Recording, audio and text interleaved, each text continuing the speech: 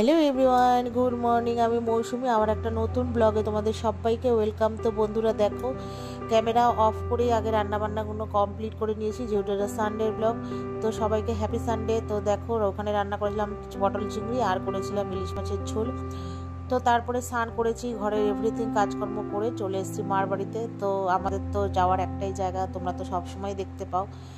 তো যাই হোক, তারপরে চলে এসেছি। এখন জানো বাজে পুরো 2:30-এর মতো, ঘরে হেলে দুলে তারপরে হঠাৎ ঠিক হলো আসবো। তারপরে এসে সর্বপ্রথম মাকে বললাম আমাকে একটু চা খাওয়াও, শরীরটা ভালো লাগছে না। তো মা চা করলো। এখন বাজে 3টে না 10 না 5, আমাদের চা খাওয়ার কোনো লিমিট নেই, টাইমও নেই, সময় নেই।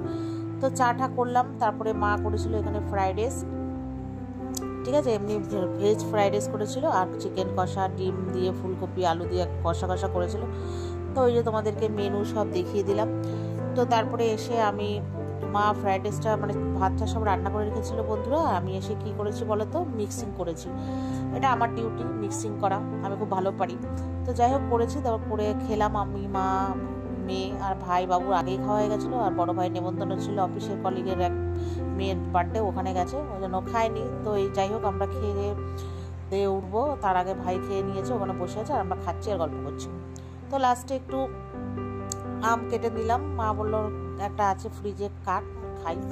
তো খাওয়া দাওয়া করে তো সবাই মিলে একটা ইয়াম্মি বড় ঘুম দিয়েছিলাম। তো ঘুম থেকে উঠেছে, তারপরে মেয়ের ছিল পড়া, মেয়ের তো সানডেতে মানে মর্নিং আর ইভিনিংয়ে দুটোতেই পড়া থাকে। তো ছোটো ভাই দিয়ে এসছে। তো তারপরে আমার ঘুম থেকে ওঠার পরে দেখি আমার মাসি এসছে, তো তাই ওকে দেখাচ্ছি, ওই যে আমার মাসি। তো তারপরে অনেকক্ষণ সবাই মিলে গল্প টল্প হলো, চা টা খেলাম। খাওয়ার পরে তারপরে আমি মাকে বললাম একটু খেতে পাচ্ছি। তা মা বলে তাহলে চাউমিন কর, সবাই খাবে। তো ওই যে চাউমিন করেছি, একটু মাংস একটু ডিম দিয়ে। তো ছোটো মাসি এসছে, ও খাবে না কোনো কিছুই বলেছিল। তো যাই হোক, তারপরে আমি বললাম চাউমিন খাবি, ঘরে করবো? বললো হ্যাঁ কর। তো ওকে একটু চাউমিন করলাম, মানে ওকেও না, মানে চাউমিন করলাম, সবাই মিলে খাওয়া দাওয়া করলাম। তারপরে ও বাড়ি চলে গেল, আমার হাজব্যান্ড দিয়ে এসছে ওকে। তারপরে আমরাও খাওয়া দাওয়া করে বাড়ি চলে এসেছি। তো